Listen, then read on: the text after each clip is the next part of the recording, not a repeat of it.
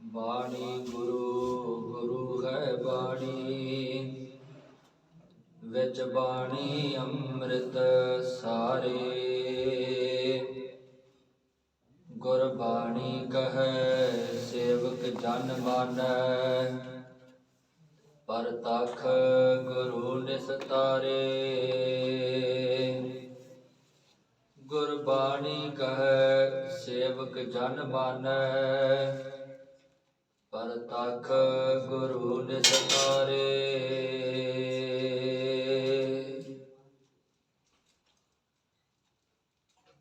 ਪਰਮ ਸਨਮਾਨਯੋਗ ਛਤਰ ਚਵਰ ਤਖਤ ਦੇ ਮਾਲਿਕ, ਰਹਿਮਤਾਂ ਦੇ ਮੁਜਸਮੇ, ਵਾਲੀਏ ਕੁਲ ਆਲਮ ਸ਼ਬਦ ਗੁਰੂ,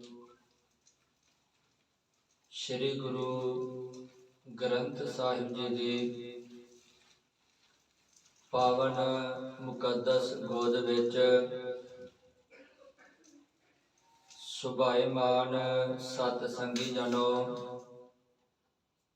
ਵਡਭਾਗੇ ਹਾਂ ਜੋ ਰੋਜ਼ਾਨਾ ਹੀ ਸੰਧਿਆ ਦੇ ਦੀਵਾਨਾਂ ਦੀ ਹਾਜ਼ਰੀ ਭਰਦਿਆਂ ਹੋਇਆ ਰੱਬੀ ਇਲਾਹੀ ਬਾਣੀ ਦਾ ਹਰ ਜਸ ਕੀਰਤਨ ਸਰਵਣ ਕਰਦੇ ਹਾਂ। ਹੁਣ ਆਓ ਗੁਰਮਤ ਵਿਚਾਰਾਂ ਦੇ ਨਾਲ ਜੁੜਨ ਦਾ ਯਤਨ ਕਰੀਏ। ਅੱਜ ਆਪਾਂ ਜੋ ਮਨੁੱਖ ਨੇ ਪ੍ਰਮਾਤਮਾ ਦੀ ਬਖਸ਼ੀ ਹੋਈ ਬੁੱਧੀ ਦੇ ਨਾਲ ਸਮੇਂ ਦੀ ਵੰਡ ਬਣਾ ਕੇ 12 ਮਹੀਨਿਆਂ ਦੇ ਪਰਥਾਏ ਇੱਕ ਸਾਲ ਦਾ ਨਾਮ ਦਿੱਤਾ ਹੈ,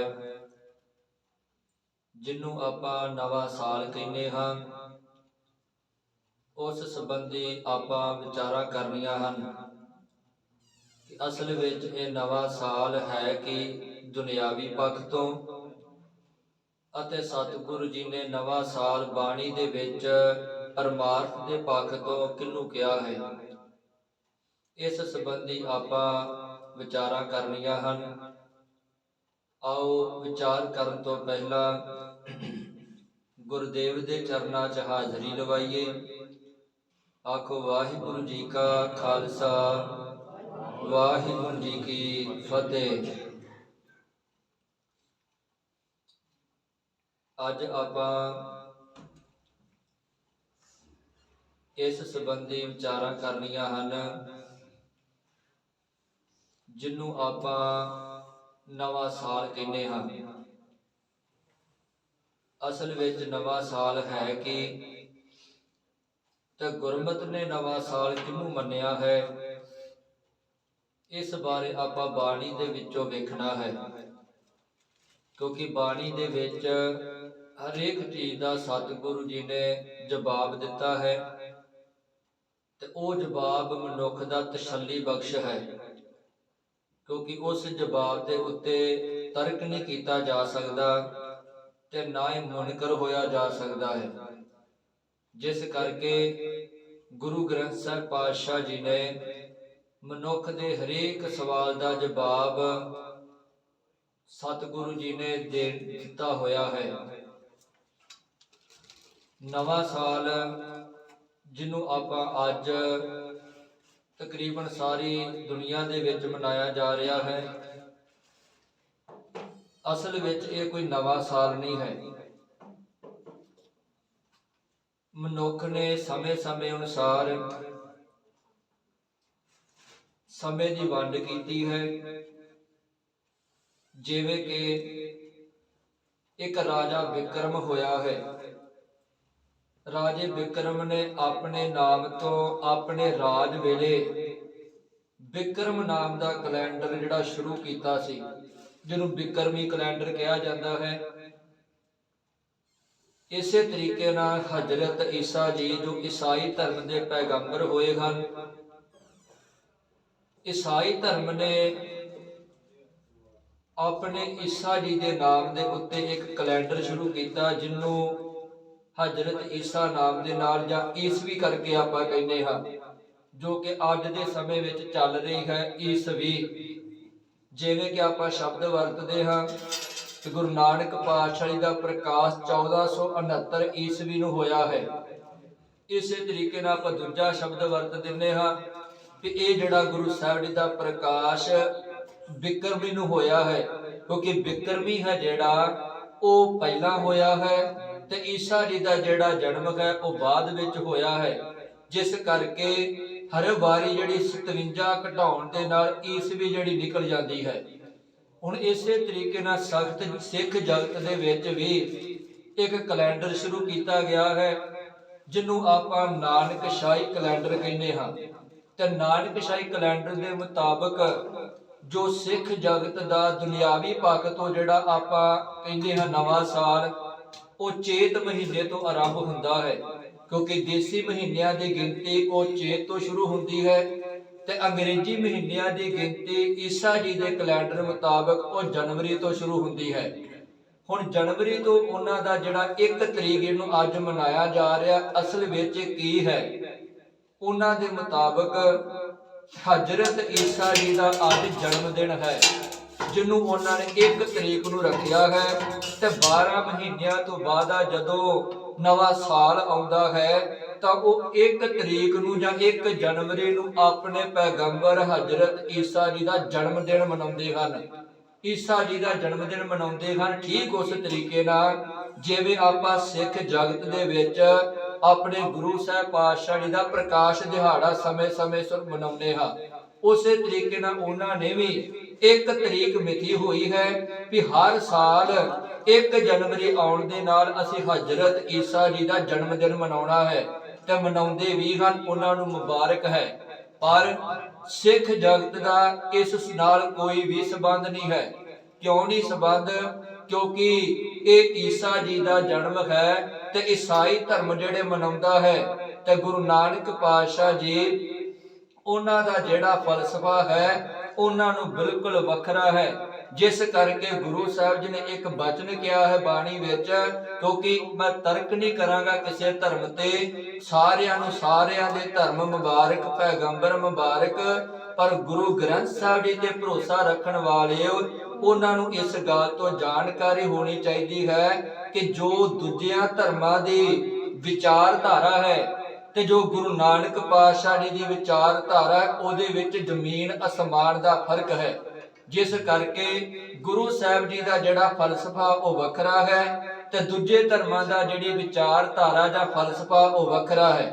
ਕਿਉਂਕਿ ਈਸਾਈ ਧਰਮ ਵਾਲੇ ਮੰਨਦੇ ਹਨ ਕਿ ਹਜ਼ਰਤ ਈਸਾ ਜੀ ਉਹਨਾਂ ਦਾ ਜਨਮ ਜਿਹੜਾ ਹੈ ਉਹ ਬੀਬੀ ਦੇ ਜਿਹੜੇ ਕੁੱਖ ਵਿੱਚੋਂ ਹੋਇਆ, ਪਰ ਉਸ ਵਕਤ ਉਹ ਕੁਵਾਰੀ ਸੀ, ਉਹਦਾ ਵਿਆਹ ਨਹੀਂ ਸੀ ਹੋਇਆ, ਜਿਹਦੇ ਨਾਲ ਹਜ਼ਰਤ ਈਸਾ ਜੀ ਦਾ ਜਿਹੜਾ ਉਹ ਜਨਮ ਹੋਇਆ ਹੈ। ਪਰ ਜਦੋਂ ਗੁਰੂ ਗ੍ਰੰਥ ਸਾਹਿਬ ਜੀ ਦੀ ਆਪਾਂ ਗੁਰੂ ਨਾਨਕ ਪਾਤਸ਼ਾਹ ਜੀ ਦੀ ਵਿਚਾਰਧਾਰਾ ਮੰਨਾਂਗੇ ਤੇ ਸਤਿਗੁਰੂ ਜੀ ਇਸ ਚੀਜ਼ ਦਾ ਖੰਡਨ ਕਰਦੇ ਹਨ ਕਿ ਮਾਤ ਪਿਤਾ ਬਿਨ ਬਾਲ ਨਾ ਹੋਈ। ਜਿਸ ਕਰਕੇ ਸਾਡੀ ਵਿਚਾਰਧਾਰਾ ਗੁਰੂ ਨਾਨਕ ਪਾਤਸ਼ਾਹ ਦੀ ਵਿਚਾਰਧਾਰਾ ਤੇ ਉਹਨਾਂ ਦੀ ਵਿਚਾਰਧਾਰਾ ਦੇ ਵਿੱਚ ਜ਼ਮੀਨ ਅਸਮਾਨ ਦਾ ਫਰਕ ਹੈ। ਇਹ ਜਿਹੜਾ 1 ਤਰੀਕ ਜਨਵਰੀ ਜਾਂ ਅੰਗਰੇਜ਼ੀ ਮਹੀਨੇ ਆਉਂਦੇ ਹਨ, ਇਹ ਈਸਾ ਜੀ ਦੇ ਨਾਮ ਤੋਂ ਈਸਾਈ ਧਰਮ ਨੇ ਸ਼ੁਰੂ ਕੀਤੇ ਹੋਏ ਹਨ। ਤੇ ਗੁਰੂ ਨਾਨਕ ਪਾਤਸ਼ਾਹ ਜੀ ਗੁਰੂ ਗ੍ਰੰਥ ਸਾਹਿਬ ਜੀ ਦੀ ਬਾਣੀ ਦੇ ਵਿੱਚ ਇਹਨਾਂ ਚੀਜ਼ਾਂ ਨੂੰ ਜਿਹੜਾ ਵਾ ਬੜੇ ਵਿਸਥਾਰ ਨਾਲ ਉਹਨਾਂ ਨੇ ਜ਼ਿਕਰ ਕੀਤਾ ਹੈ, ਕਿਉਂਕਿ ਸਮੇਂ-ਸਮੇਂ ਅਨੁਸਾਰ ਮਨੁੱਖ ਨੇ ਜਿਹੜਾ ਉਹ ਸਮੇਂ ਦੀ ਵੰਡ ਕੀਤੀ ਹੈ ਤੇ ਨਵਾਂ ਸਾਲ ਅਸਲ ਵਿੱਚ ਬਾਣੀ ਅਨੁਸਾਰ ਕੀ ਹੈ ਉਹਨੂੰ ਵੀ ਆਪਾਂ ਵਾਚਣ ਦਾ ਯਤਨ ਕਰਾਂਗੇ। ਸਭ ਤੋਂ ਪਹਿਲਾਂ ਜਦੋਂ ਗੁਰੂ ਗ੍ਰੰਥ ਸਾਹਿਬ ਜੀ ਨੂੰ ਆਪਾਂ ਪੜ੍ਹਦੇ ਹਾਂ ਤੇ ਸਤਿਗੁਰੂ ਜੀ ਇਸ ਚੀਜ਼ ਦਾ ਪਹਿਲੀ ਗੱਲ ਤੇ ਖੰਡਨ ਕਰ ਦਿੰਦੇ ਹਨ ਕਿ ਨਵੇਂ ਸਾਲ ਦੀ ਨਾਮ ਚੀਜ਼ ਕੋਈ ਹੈ ਹੀ ਨਹੀਂ। ਕਿਉਂਕਿ ਗੁਰੂ ਗ੍ਰੰਥ ਸਾਹਿਬ ਵਿੱਚ ਬਚਨ ਆਉਂਦਾ ਹੈ ਕਿ ਜਿਸ ਵਕਤ ਦੀ ਜਾਂ ਜਿਸ ਮਹੀਨੇ ਦੀ, ਜਿਸ ਦਿਨ ਦੀ, ਜਿਸ ਸਾਲ ਦੀ ਤੁਸੀਂ ਗੱਲ ਕਰਦੇ ਜੇ, ਅਸਲ ਵਿੱਚ ਇਹ ਚੀਜ਼ਾਂ ਜਿਹੜੀਆਂ ਹਨ ਉਦੋਂ ਕਿੱਥੇ ਸਨ ਜਦੋਂ ਪ੍ਰਮਾਤਮਾ ਸੁੰਨ ਸਮਾਧ ਵਿੱਚ ਸਮਾਇਆ ਹੋਇਆ ਸੀ। ਕਿਉਂਕਿ ਪ੍ਰਮਾਤਮਾ ਜਦੋਂ ਸ਼ੁਰੂ ਵਿੱਚ ਇੱਕ ਨਿਰਗੁਣ ਰੂਪ ਦੇ ਵਿੱਚ ਸੁੰਨ ਸਮਾਧੀ ਲਾ ਕੇ ਬੈਠਾ ਹੋਇਆ ਹੈ, ਜਿਸ ਵਕਤ ਨਾ ਕੋਈ ਦਿਨ ਸੀ, ਨਾ ਕੋਈ ਰਾਤ ਸੀ, ਨਾ ਕੋਈ ਚੰਦਰਮਾ ਸੀ, ਨਾ ਕੋਈ ਥਿੱਤੀ ਸੀ, ਕੋਈ ਨਾ ਕੋਈ ਵਾਰ ਹੀ, ਜਿਹਨੂੰ ਗੁਰੂ ਸਾਹਿਬ ਜੀ ਕਹਿੰਦੇ ਨੇ ਅਰਬਦ ਨਰਬਦ ਧੁੰਦੂ ਕਾਰਾ, ਧਰਨ ਨਾ ਗਗਨਾ ਹੁਕਮ ਅਪਾਰਾ, ਨਾ ਦਿਨ ਰੈਣ ਨਾ ਚੰਦ ਨਾ ਸੂਰਜ, ਸੁਨ ਸਮਾਧ ਲਗਾਇਦਾ। ਪ੍ਰਮਾਤਮਾ ਨੇ ਸੁਨ ਸਮਾਧੀ ਆਪਣੀ ਲਗਾ ਕੇ ਰੱਖੀ ਹੈ, ਭਾਵ ਕਿ ਕੁਝ ਵੀ ਪੈਦਾ ਨਹੀਂ ਕੀਤਾ। ਪ੍ਰਮਾਤਮਾ ਦੀ ਮੌਜ ਆਈ, ਉਹਨੇ ਬ੍ਰਹਿਮੰਡ ਸਾਜ ਦਿੱਤਾ, ਤੇ ਇਹ ਬ੍ਰਹਿਮੰਡ ਪ੍ਰਮਾਤਮਾ ਨੇ ਇੱਕ ਵਾਰੀ ਨਹੀਂ ਸਾਜਿਆ। ਜਾਂ ਆ ਜਿਸ ਧਰਤੀ ਦੇ ਵਿੱਚ ਆਪਾਂ ਰਹਿ ਰਹੇ ਹਾਂ, ਇਹ ਇੱਕ ਵਾਰੀ ਨਹੀਂ ਸਾਜੀ। ਗੁਰੂ ਸਾਹਿਬ ਜੀ ਕਹਿੰਦੇ ਕਈ ਵਾਰ ਪਸਰਿਓ ਪਾਸਾਰ, ਕਈ ਵਾਰ ਪ੍ਰਮਾਤਮਾ ਨੇ ਇਹ ਪਸਾਰਾ ਪਸਾਰਿਆ, ਅਤੇ ਕਈ ਵਾਰ ਇਸ ਪਸਾਰੇ ਨੂੰ ਪ੍ਰਮਾਤਮਾ ਨੇ ਮੜੀਆਂ ਮੇਟ ਕਰਕੇ ਫਿਰ ਆਪਣੇ ਵਿੱਚ ਸਮਾ ਲਿਆ ਹੈ, ਕਿਉਂਕਿ ਉਹਦੀ ਆਪ ਦੀ ਖੇਡ ਹੈ, ਉਹਦੀ ਆਪ ਦੀ ਮੌਜ ਹੈ ਕਰਤਾਰ ਦੀ। ਪ੍ਰਮਾਤਮਾ ਨੇ ਸੰਸਾਰ ਸਾਜਿਆ, ਤੇ ਜਿਸ ਵਿੱਚ ਪ੍ਰਮਾਤਮਾ ਨੇ ਕੁਦਰਤੀ ਸੋਮੇ, ਕੁਦਰਤ ਨੂੰ ਅਤੇ ਕਈ ਪ੍ਰਕਾਰ ਦੀਆਂ ਜੂਨਾਂ ਬਣਾਈਆਂ ਹਨ। ਤੇ ਸਭ ਤੋਂ ਸ੍ਰੇਸ਼ਟ ਜੂਨ ਗੁਰੂ ਗ੍ਰੰਥ ਸਾਹਿਬ ਜੀ ਦੀ ਬਾਣੀ ਦੇ ਮੁਤਾਬਕ ਉਹ ਮਨੁੱਖਾ ਜੂਨ ਹੈ, ਕਿਉਂਕਿ ਮਨੁੱਖ ਨੂੰ ਪ੍ਰਮਾਤਮਾ ਨੇ ਆਪ ਵਡਿਆਈ ਦਿੱਤੀ ਹੈ। ਇੱਕ ਬਚਨ ਆਉਂਦਾ ਹੈ, ਲੱਖ 84 ਜੂਨ ਸਬਾਈ, ਮਾਨਸ ਕਉ ਪ੍ਰਭ ਦੀ ਵਡਿਆਈ। ਉਹ ਵਡਿਆਈ ਕਿਹੜੇ ਪੱਖ ਤੋਂ ਆ? ਕਿਉਂਕਿ ਮਨੁੱਖ ਨੂੰ ਪ੍ਰਮਾਤਮਾ ਨੇ ਅਕਲ ਦਿੱਤੀ ਹੋਈ ਹੈ, ਮਨੁੱਖ ਨੂੰ ਪ੍ਰਮਾਤਮਾ ਨੇ ਬੁੱਧੀ ਦਿੱਤੀ ਹੋਈ ਹੈ, ਤੇ ਉਸੇ ਬੁੱਧੀ ਦੇ ਤਹਿਤ ਹੀ ਮਨੁੱਖ ਦੀਆਂ ਬਾਕੀ ਜੂਨਾਂ ਦੇ ਨਾਲੋਂ ਇਸ ਜੂਨ ਨੂੰ ਸਰਮੌਰ ਗਿਣਿਆ ਗਿਆ ਹੈ, ਉੱਤਮ ਗਿਣਿਆ ਗਿਆ ਹੈ। ਪ੍ਰਮਾਤਮਾ ਵੱਲੋਂ ਇਹ ਸਾਰਾ ਕੁਝ ਸਿਰਜਿਆ ਗਿਆ, ਤੇ ਮਨੁੱਖ ਜਿਹੜਾ ਹੈ ਉਹ ਸਮੇਂ-ਸਮੇਂ ਨਾਲ ਵਿਕਾਸ ਕਰਦਾ ਰਿਹਾ। ਜਦੋਂ ਪ੍ਰਮਾਤਮਾ ਨੇ ਸੰਸਾਰ ਬਣਾਇਆ ਤੇ ਸ਼ੁਰੂ ਵਿੱਚ ਮਨੁੱਖ ਨੂੰ ਹਨੇਰੇ ਤੋਂ ਵੀ ਡਰ ਲੱਗਣਾ, ਦਿਨ ਦੀ ਕੋਈ ਸਮਝ ਨਾ ਆਉਣੀ, ਬਿਜਲੀ ਗੜਕਣੀ ਮਨੁੱਖ ਨੇ ਡਰਨਾ, ਮੀਂਹ ਪੈਣਾ ਉਹਨੇ ਸੋਚਣਾ ਇਹ ਕੀ ਹੋ ਰਿਹਾ ਹੈ, ਭਾਵ ਕਿ ਹਰੇਕ ਪੱਖ ਤੋਂ ਮਨੁੱਖ ਜਿਹੜਾ ਅਣਜਾਣ ਸੀ। ਪਰ ਜਿਉਂ-ਜਿਉਂ ਪ੍ਰਮਾਤਮਾ ਦੀ ਕਿਰਪਾ ਦੇ ਨਾਲ ਮਨੁੱਖ ਦੀ ਬੁੱਧੀ ਨੇ ਵਿਕਾਸ ਕਰਨਾ ਸ਼ੁਰੂ ਕੀਤਾ, ਤੇ ਮਨੁੱਖ ਨੂੰ ਸਮਝ ਆਉਣ ਲੱਗੀ ਕਿ ਆਹ ਦਿਨ ਕੀ ਹੈ, ਰਾਤ ਕੀ ਹੈ, ਆ ਮੀਂਹ ਕੀ ਚੀਜ਼ ਹੈ, ਬੱਦਲ ਕੀ ਚੀਜ਼ ਹੈ, ਆ ਬਾਕੀ ਜੂਨਾਂ ਕੀ ਚੀਜ਼ ਹੈ। ਹੌਲੀ ਸਮਝ ਆਉਣ ਲੱਗੀ ਹੈ, ਤੇ ਜਿਉਂ-ਜਿਉਂ ਸਮਝ ਆਉਣ ਲੱਗੀ, ਫਿਰ ਮਨੁੱਖ ਨੇ ਜਿਹੜਾ ਹੌਲੀ ਤਰੱਕੀ ਕੀਤੀ, ਪਰ ਉਹਨੂੰ ਸਮੇਂ ਦੀ ਵੰਡ ਕਰਨੀ ਨਹੀਂ ਸੀ ਆ ਰਹੀ ਕਿ ਮੈਂ ਸਮੇਂ ਨੂੰ ਵੰਡਾਂ ਕਿਵੇਂ, ਕਿੰਨਾ ਚਿਰ ਮੈਂ ਜਿਹੜਾ ਕੰਮ ਕਰਾਂ, ਜਾਂ ਕਿੰਨਾ ਚਿਰ ਤੱਕ ਮੈਂ ਆਰਾਮ ਕਰਾਂ, ਕਿਹੜੇ ਸਮੇਂ ਮੈਨੂੰ ਕੀ ਕਰਨਾ ਚਾਹੀਦਾ, ਇਸ ਬੰਨਿਓ ਵੀ ਅਣਜਾਣ ਸੀ। ਇਹ ਵੀ ਪ੍ਰਮਾਤਮਾ ਨੇ ਕਿਰਪਾ ਕੀਤੀ ਤੇ ਮਨੁੱਖ ਨੂੰ ਸਮਝ ਆਈ। ਉਹਨੇ ਫਿਰ ਸਭ ਤੋਂ ਪਹਿਲਾਂ ਸਮੇਂ ਦੀ ਵੰਡ ਕੀਤੀ। ਸਮੇਂ ਦੀ ਵੰਡ ਕਰਨ ਵਾਸਤੇ ਸਭ ਤੋਂ ਪਹਿਲਾਂ ਮਨੁੱਖ ਨੇ ਜਿਹੜਾ ਹੈ ਉਹ ਦਿਨ ਰਾਤ ਦਾ ਇੱਕ ਨਾਮ ਰੱਖ ਦਿੱਤਾ। ਦਿਨ ਰਾਤ ਵਿੱਚੋਂ ਮੁੜ ਕੇ ਫਿਰ ਜਿਹੜਾ ਵਾ ਉਹ ਪੈਰ ਨਿਕਲੇ ਹਨ, ਪੈਰਾਂ ਦੇ ਵਿੱਚੋਂ ਫਿਰ 7 ਵਾਰ ਨਿਕਲੇ ਹਨ, 7 ਵਾਰਾਂ ਦੇ ਵਿੱਚੋਂ ਫਿਰ ਮਹੀਨਾ ਨਿਕਲਿਆ ਹੈ, ਤੇ ਮਹੀਨੇ ਦੇ ਵਿੱਚੋਂ ਫਿਰ ਜਿਹੜਾ ਹੈ ਉਹ 12 ਮਹੀਨਿਆਂ ਦੇ ਇੱਕ ਸਾਲ ਜਿਹੜਾ ਮਨੁੱਖ ਦੇ ਵੱਲੋਂ ਉਹ ਨਿਯੁਕਤ ਕਰ ਦਿੱਤਾ ਗਿਆ ਹੈ। ਇਹ ਸਿਰਫ ਸਮੇਂ ਦੀ ਵੰਡ ਮਨੁੱਖ ਨੇ ਕੀਤੀ ਹੈ। ਤੇ ਗੁਰੂ ਗ੍ਰੰਥ ਸਾਹਿਬ ਜੀ ਦੀ ਬਾਣੀ ਵਿੱਚ ਇੱਕ ਬਚਨ ਆਉਂਦਾ ਹੈ ਗੁਰੂ ਨਾਨਕ ਪਾਤਸ਼ਾਹ ਜੀ ਦਾ। ਸਤਿਗੁਰੂ ਜੀ ਕਹਿੰਦੇ ਸਭ ਤੋਂ ਛੋਟੀ ਇਕਾਈ ਸਮੇਂ ਨੂੰ ਮਾਪਣ ਵਾਲੀ ਹੈ, ਉਹ ਹੈ ਨਿਮਖ, ਉਹ ਹੈ ਅੱਖ ਦਾ ਫੁਰਨਾ, ਅੱਖ ਦਾ ਭੜਕਣਾ। ਸਿਰਫ ਇੱਕ ਜਿਹੜਾ ਜਿਹਨੂੰ ਆਪਾਂ ਨਿਮਖ ਕਹਿੰਦੇ ਹਾਂ, ਸਤਿਗੁਰੂ ਕਹਿੰਦੇ ਇਹ ਸਮੇਂ ਦੀ ਮਾਪਣ ਦੀ ਇਕਾਈ ਸਭ ਤੋਂ ਛੋਟੀ ਹੈ। ਤੇ ਸਮੇਂ ਨੂੰ ਮਾਪਣ ਦੀ ਸਭ ਤੋਂ ਵੱਡੀ ਇਕਾਈ ਕੀ ਹੈ? ਉਹ ਹੈ ਮਹੀਨਾ, ਉਹ ਹੈ ਸਾਲ। ਸਤਿਗੁਰੂ ਜੀ ਕਹਿੰਦੇ ਸਭ ਤੋਂ ਪਹਿਲਾਂ ਜਦੋਂ ਮਨੁੱਖ ਆਪਣੀ ਅੱਖ ਨੂੰ 15 ਵਾਰੀ ਝਮਕੇਗਾ, ਜਾਂ 15 ਵਾਰੀ ਮਨੁੱਖ ਦੀ ਅੱਖ ਝਮਕੇਗੀ ਤਾਂ ਇੱਕ ਵਿਸਾ ਬਣਦਾ ਹੈ। ਜਦੋਂ 15 ਵਿਸੇ ਹੋਣਗੇ ਇੱਕ ਚਸਾ ਬਣ ਜਾਵੇਗਾ। ਜਦੋਂ 30 ਚਸੇ ਬਣ ਜਾਣਗੇ ਤਾਂ ਇੱਕ ਪਲ ਬਣ ਜਾਵੇਗਾ। 60 ਪਲ ਬਣ ਗਏ ਉਹ ਇੱਕ ਘੜੀ ਬਣ ਜਾਵੇਗੀ। 7.5 ਪੈਰਾਂ 7.5 ਘੜੀਆਂ ਦਾ ਇੱਕ ਪੈਰ ਬਣ ਜਾਵੇਗਾ। 8 ਪੈਰਾਂ ਦਾ ਦਿਨ ਰਾਤ ਬਣ ਜਾਵੇਗਾ। 7 ਦਿਨ ਰਾਤ ਮਿਲਾ ਕੇ ਇੱਕ ਹਫ਼ਤਾ ਬਣ ਜਾਵੇਗਾ। ਤੇ ਇੱਕ ਹਫ਼ਤੇ ਦੇ ਵਿੱਚ 28 ਜਾਂ 30 ਦਿਨ ਲਾ ਕੇ ਉਹ ਮਹੀਨੇ ਵੀ ਬਣਾ ਦਿੱਤੇ ਗਏ।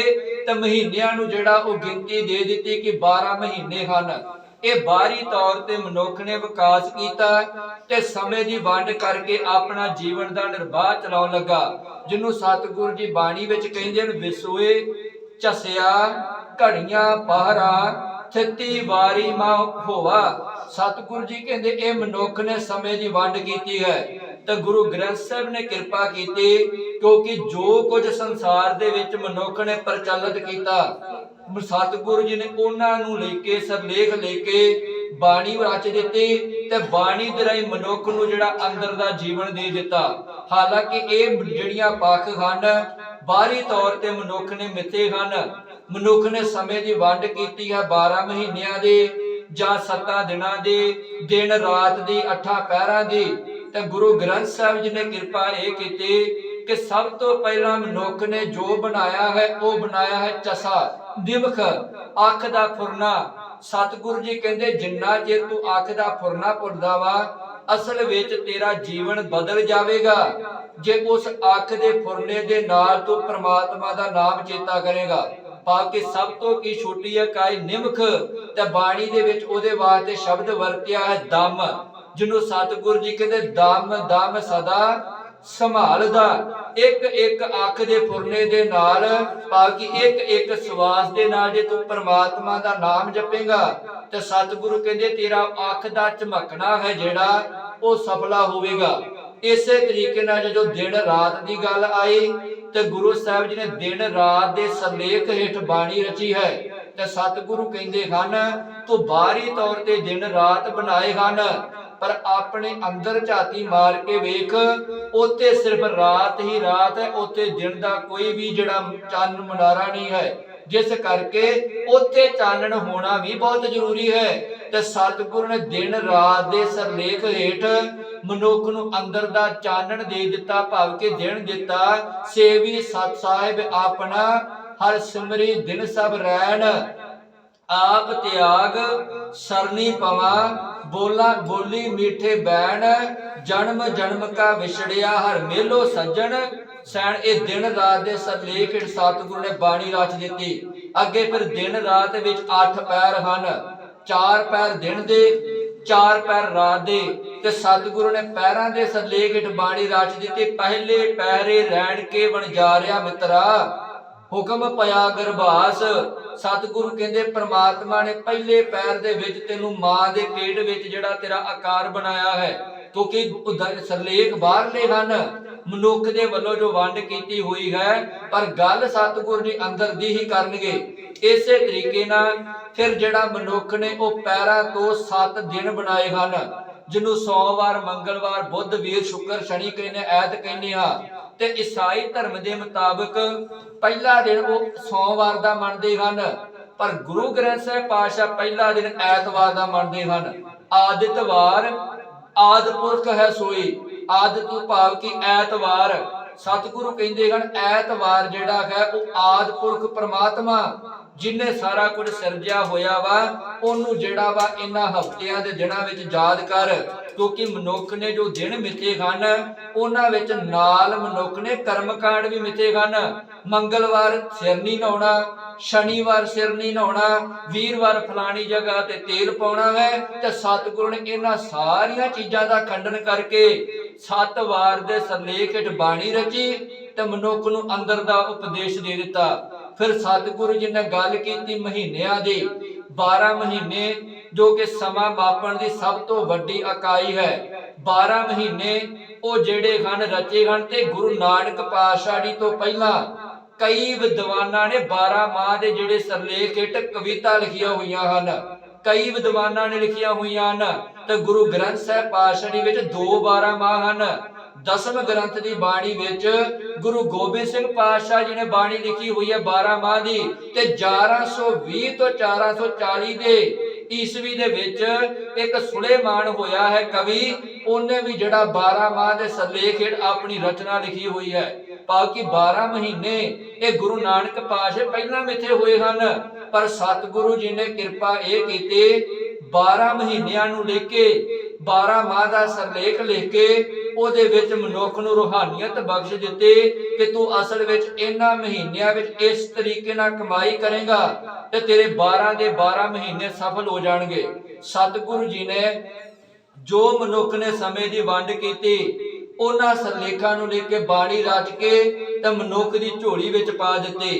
ਤੇ ਸਤਿਗੁਰੂ ਜੀ ਨੇ ਫਿਰ ਅਗਲੀ ਗੱਲ ਕੀਤੀ ਬਾਣੀ ਵਿੱਚ ਕਿ ਮਨੁੱਖ ਤੂੰ ਆਪਣੇ ਜੀਵਨ ਦਾ ਨਿਰਵਾਹ ਚਲਾਉਣ ਵਾਸਤੇ ਬਾਹਰੀ ਤੌਰ ਤੇ ਵਿਕਾਸ ਕੀਤਾ ਹੈ, ਬਾਹਰੀ ਤੌਰ ਤੇ ਤੂੰ ਸਮੇਂ ਦੀ ਵੰਡ ਕੀਤੀ ਹੈ, ਪਰ ਅੰਦਰ ਤੇਰਾ ਜਿਹੜਾ ਉੱਥੇ ਦਾ ਉੱਥੇ ਹੀ ਖਲੋਤਾ ਹੋਇਆ ਹੈ।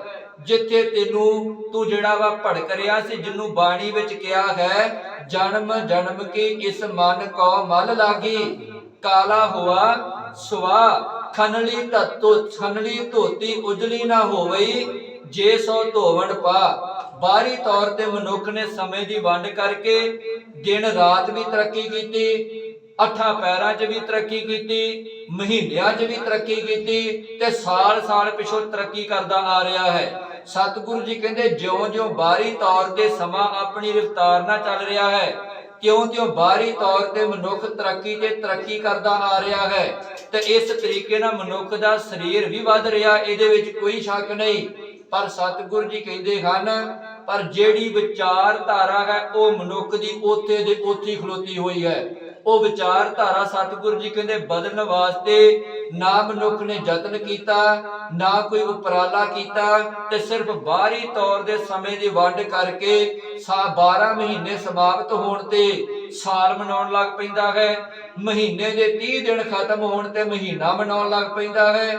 ਜਦੋਂ ਦਿਨ ਰਾਤ ਖਤਮ ਹੁੰਦੇ ਹਨ ਤੇ ਦਿਨ ਰਾਤ ਮਨਾਉਣ ਲੱਗ ਪੈਂਦਾ ਹੈ। ਸਿਰਫ ਬਾਹਰੀ ਤੌਰ ਤੇ ਤਰੱਕੀ ਕਰ ਰਿਹਾ ਹੈ, ਪਰ ਅੰਦਰ ਦੇ ਪੱਖ ਤੋਂ ਮਨੁੱਖ ਉੱਥੇ ਦਾ ਉੱਥੇ ਖਲੋਤਾ ਹੋਇਆ ਹੈ। ਸਤਿਗੁਰੂ ਜੀ ਨੇ ਬਾਣੀ ਵਿੱਚ ਕਿਰਪਾ ਕੀਤੀ ਕਿ ਮਨੁੱਖ ਅਸਲ ਵਿੱਚ ਇਹ ਤੂੰ ਬਾਹਰੀ ਵੰਡ ਕੀਤੀ ਹੈ, ਪਰ ਤੇਰੇ ਬਾਹਰੀ ਤੌਰ ਤੇ ਇਹਨਾਂ ਤਰੀਕਿਆਂ ਨੂੰ ਵੀ ਸਫਲਿਆ ਕੀਤਾ ਜਾ ਸਕਦਾ ਹੈ ਜੇ ਤੂੰ ਆਪਣੇ ਅੰਦਰ ਨੂੰ ਬਦਲ ਲੇਗਾ।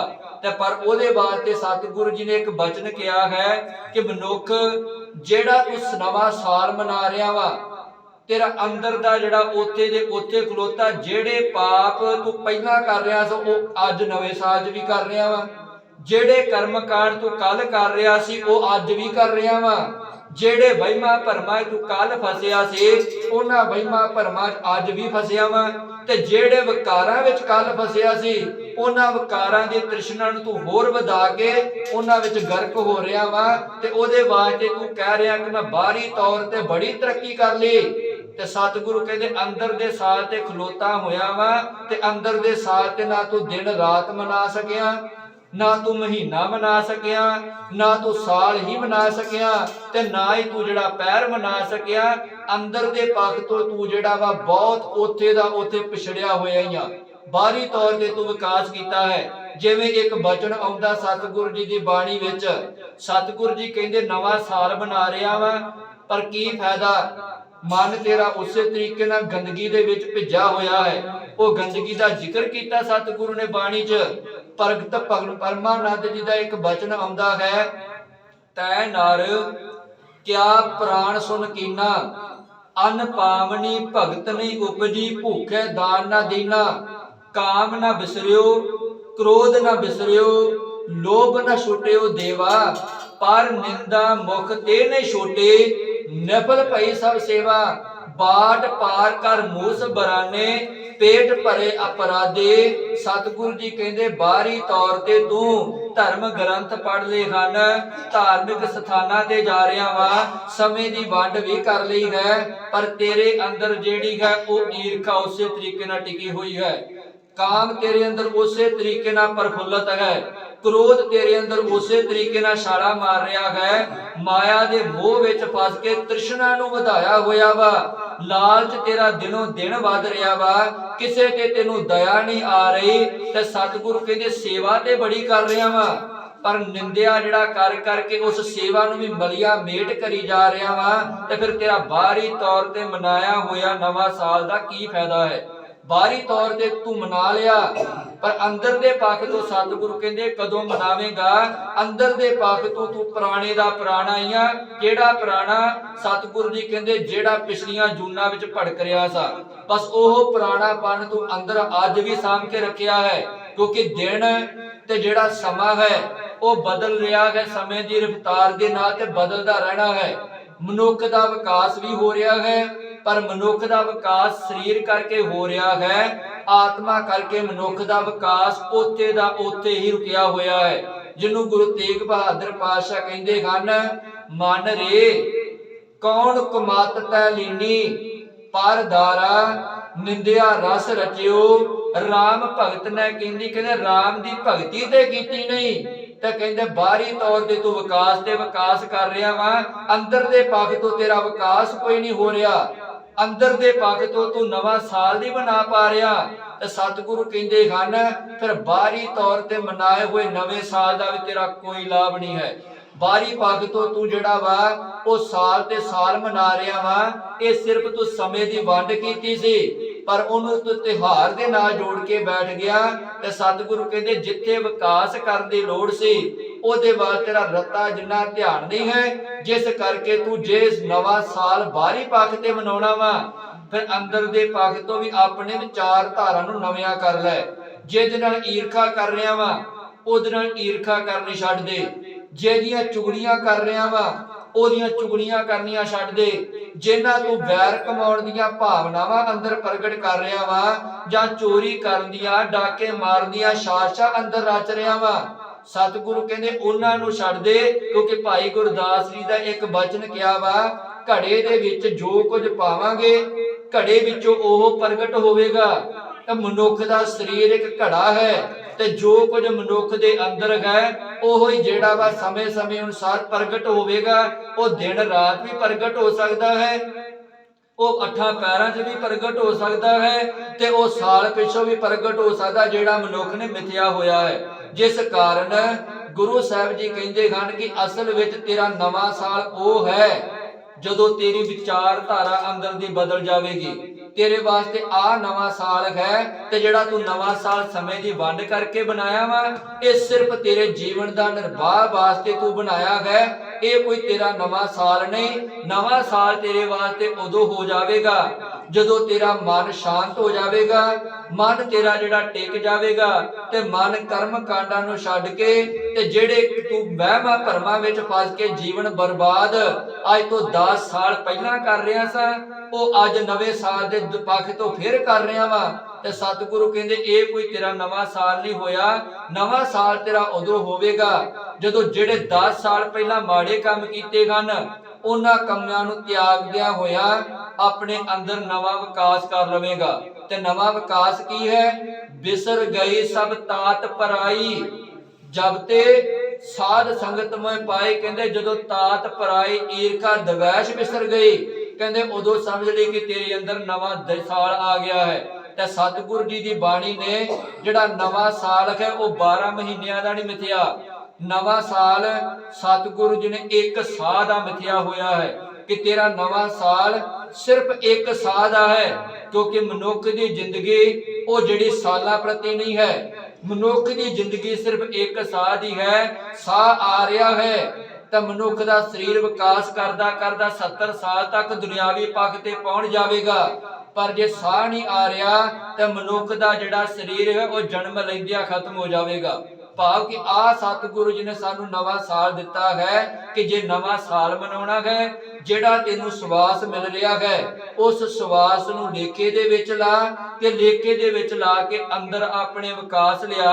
ਕਿਉਂਕਿ ਜੇ ਤੂੰ ਅੰਦਰ ਵਿਕਾਸ ਨਹੀਂ ਲਿਆਂਦਾ, ਅੰਦਰ ਨੂੰ ਤਬਦੀਲ ਨਹੀਂ ਕੀਤਾ, ਅੰਦਰ ਦੀ ਮੈਲ ਨੂੰ ਨਹੀਂ ਧੋਤਾ, ਤੇ ਬਾਹਰੀ ਤੌਰ ਤੇ ਭਾਵੇਂ ਤੂੰ ਰੋਜ਼ ਨਵਾਂ ਸਾਲ ਮਨਾਈ ਜਾ, ਭਾਵੇਂ ਤੂੰ ਜਿਹੜਾ ਰੋਜ਼ ਦਿਨ ਰਾਤ ਮਨਾਈ ਜਾ, ਸਤਿਗੁਰੂ ਕਹਿੰਦੇ ਕਿਸੇ ਲੇਖੇ ਨਹੀਂ ਹੋ। ਲੇਖੇ ਤੇਰਾ ਉਹ ਦਿਨ ਰਾਤ ਉਹ ਘੜੀ ਪੈਣੀ ਆ ਜਿਸ ਅੱਖ ਦੇ ਜਿਸ ਚਸੇ ਦੇ ਨਾਲ, ਨਿਮਖ ਦੇ ਨਾਲ, ਤੇ ਜਿਸ ਸਵਾਸ ਦੇ ਨਾਲ ਤੈਨੂੰ ਰੱਬ ਚੇਤਾ ਆ ਜਾਵੇਗਾ ਜਿਨੇ ਤੈਨੂੰ ਪੈਦਾ ਕੀਤਾ ਹੋਇਆ ਹੈ। ਗੁਰਮਤਿ ਅਨੁਸਾਰ ਮਨੁੱਖ ਦਾ ਨਵਾਂ ਸਾਲ ਇਹ ਹੈ, ਸਾਹਿਬ ਮੇਰਾ ਨੀਤ ਨਵਾਂ। ਜਿਵੇਂ ਪ੍ਰਮਾਤਮਾ ਨਿਤ ਨਵਾਂ ਹੈ, ਪ੍ਰਮਾਤਮਾ ਪੁਰਾਣਾ ਨਹੀਂ ਹੁੰਦਾ, ਤਾਂ ਮਨੁੱਖ ਦਾ ਪੁਰਾਣਾ ਜੀਵਨ ਬਦਲ ਕੇ ਨਵੇਂ ਵਿੱਚ ਤਬਦੀਲ ਹੋ ਜਾਵੇ। ਅੰਦਰ ਦੀਆਂ ਬੁਰਾਈਆਂ ਨਿਕਲ ਜਾਣ, ਅੰਦਰ ਚੰਗਿਆਈਆਂ ਦਾ ਵਿਕਾਸ ਹੋ ਜਾਵੇ, ਦੈਵੀ ਗੁਣਾਂ ਦੇ ਨਾਲ ਭਰਪੂਰ ਹੋ ਜਾਵੇ। ਇਹ ਮਨੁੱਖ ਦਾ ਗੁਰਮਤਿ ਅਨੁਸਾਰ ਨਵਾਂ ਸਾਲ ਹੈ। ਤੇ ਉਹ ਨਵਾਂ ਸਾਲ ਜਿਹੜਾ ਹੈ ਸਿਰਫ ਇੱਕ ਵਿਚਾਰ ਧਾਰਨਾ ਬਦਲਣਾ ਹੈ, ਉਹ ਬਦਲਣਾ ਹੈ ਸਤਿਗੁਰੂ ਜੀ ਦੇ ਸ਼ਬਦ ਦੇ ਨਾਲ। ਕਿਉਂਕਿ ਬਾਣੀ ਵਿੱਚ ਇੱਕ ਬਚਨ ਆਉਂਦਾ ਹੈ, ਸਤਿਗੁਰੂ ਜੀ ਕਹਿੰਦੇ ਹਨ ਕਿ ਅਸਲ ਵਿੱਚ ਦ੍ਰੋਪਦੀ ਜਿਹੜੀ ਸੀ ਉਹਨੇ ਕਿੰਨੇ ਪਾਪ ਕਮਾਏ ਹਨ, ਉਹਨੇ ਕਿੰਨੀ ਉਮਰ ਹੰਢਾਈ ਹੈ ਬਾਹਰੀ ਪੱਖ ਤੋਂ, ਪਰ ਜਦੋਂ ਉਹਨੇ ਆਪਣੇ ਅੰਦਰ ਨੂੰ ਤਬਦੀਲ ਕਰ ਲਿਆ, ਉਹਦਾ ਵੀ ਨਵਾਂ ਸਾਲ ਅੰਦਰ ਚੜ ਗਿਆ। ਕਿਉਂਕਿ ਬਾਹਰੀ ਤੌਰ ਤੇ ਉਹਨੇ ਪਤਾ ਨਹੀਂ ਕਿੰਨੀ ਜਿਹੜੀਆਂ ਬੁਰਾਈਆਂ ਦੇ ਵਿੱਚ ਜੀਵਨ ਨੂੰ ਬਤੀਤ ਕੀਤਾ ਹੈ।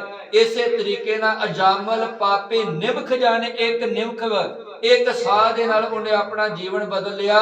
ਅਜਾਮਲ ਪਾਪੀ ਨਿਮਖ ਜਾਣੇ, ਨਿਮਖ ਵਾਹੀ ਨਿਸਤਾਰਾ, ਇੱਕ ਨਿਮਖ ਦੇ ਵਿੱਚ ਉਹਨੇ ਆਪਣਾ ਪਾਰ ਉਤਾਰਾ ਕਰਾ ਲਿਆ। ਕਿਉਂਕਿ ਮਨੁੱਖ ਦਾ ਨਵਾਂ ਸਾਲ ਇੱਕ ਸਾਹ ਦਾ ਹੈ, ਜਿਹਨੂੰ ਸਤਿਗੁਰੂ ਜੀ ਕਹਿੰਦੇ ਹਨ, ਹਮ ਆਦਮੀ ਹਾਂ ਇੱਕ ਦਮੀ, ਮੌਲਤ ਮੌਤ ਨਾ ਜਾਣਾ, ਹਰ ਜਪਦਿਆਂ ਖਿਨ ਢਿਰ ਨਾ ਕੀਜੈ ਮੇਰੀ ਜਿੰਦੜੀਏ, ਮਤ ਕੇ ਜਾਪੇ ਸਾਹ ਆਵੇ ਕਿ ਨਾ ਆਵੇ ਰਾਮ, ਪਤਾ ਕੋਈ ਨਹੀਂ ਕਿ ਅਗਲਾ ਸਾਹ ਆਉਣਾ ਹੈ ਜਾਂ ਨਹੀਂ ਆਉਣਾ।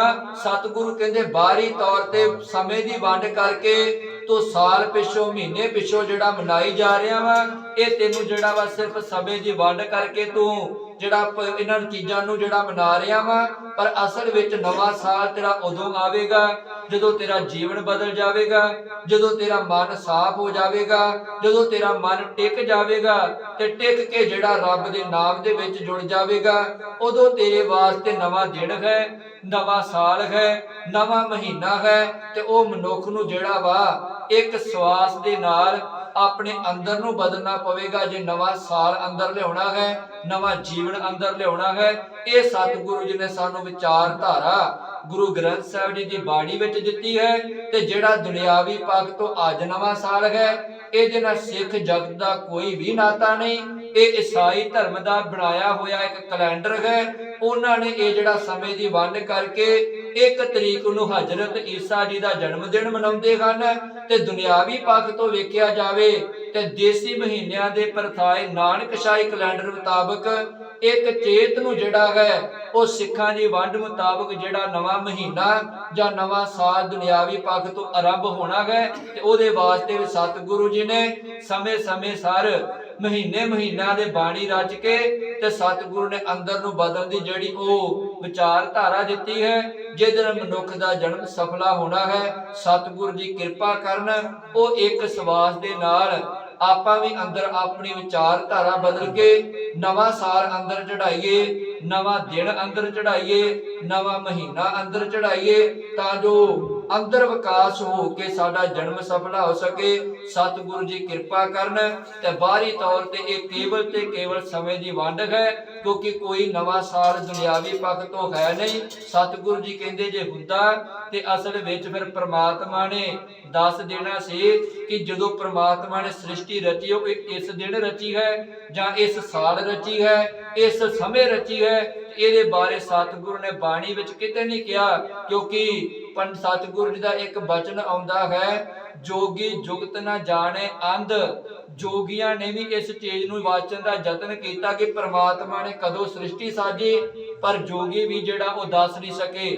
ਕੁਰਾਨ ਦੇ ਵਿੱਚ ਜਿਹੜਾ ਹੈ ਉਹਨਾਂ ਨੇ ਇਸ ਚੀਜ਼ ਦਾ ਪਤਾ ਲਾਉਣ ਦੀ ਕੋਸ਼ਿਸ਼ ਕੀਤੀ ਪਰ ਦੱਸ ਨਹੀਂ ਸਕੇ। ਤੇ ਗੁਰੂ ਨਾਨਕ ਪਾਤਸ਼ਾਹ ਕਹਿੰਦੇ ਜਾ ਕਰਤਾ ਸਿਰਠੀ ਕੋ ਸਾਜੇ ਆਪੇ ਜਾਣੇ ਸੋਈ। ਕੇਵਲ ਪ੍ਰਮਾਤਮਾ ਇਸ ਬਾਰੇ ਜਾਣਦਾ ਹੈ ਕਿ ਉਹਨੇ ਸ੍ਰਿਸ਼ਟੀ ਕਿਹੜੇ ਸਮੇਂ ਜਾਂ ਕਦੋਂ ਸਾਜੀ ਹੈ। ਤੇ ਮਨੁੱਖ ਜਿਹੜਾ ਵਾ ਇਸ ਬਾਰੇ ਕਦੇ ਵੀ ਦੱਸ ਨਹੀਂ ਸਕਦਾ ਤੇ ਕਦੇ ਵੀ ਇਸ ਬਾਰੇ ਜਾਣ ਨਹੀਂ ਸਕਦਾ, ਭਾਵੇਂ ਬਾਹਰੀ ਤੌਰ ਤੇ ਜਿੰਨੀ ਮਰਜ਼ੀ ਤਰੱਕੀ ਕਰ ਲਵੇ, ਜੇ ਅੰਦਰ ਤਰੱਕੀ ਨਹੀਂ ਤੇ ਸਤਿਗੁਰੂ ਕਹਿੰਦੇ ਮਨੁੱਖ ਤੇਰਾ ਅੰਦਰ ਦਾ ਸਾਲ ਨਵਾਂ ਕਦੇ ਵੀ ਨਹੀਂ ਆਵੇਗਾ। ਸਤਿਗੁਰੂ ਜੀ ਸਮੱਤ ਬਖਸ਼ਣ। ਇੰਨੀਆਂ ਬੇਨਤੀਆਂ ਪ੍ਰਵਾਨ ਕਰਨੀਆਂ, ਵਿਚਾਰਾਂ ਕਰਦਿਆਂ ਬੇਅੰਤ ਗਲਤੀਆਂ ਹੋਈਆਂ ਨੇ। ਗੁਰੂ ਅਤੇ ਸੰਗਤ ਬਖਸ਼ਣਹਾਰ ਹੈ। ਵਾਹਿਗੁਰੂ ਜੀ ਕਾ ਖਾਲਸਾ, ਵਾਹਿਗੁਰੂ ਜੀ ਕੀ ਫਤਿਹ।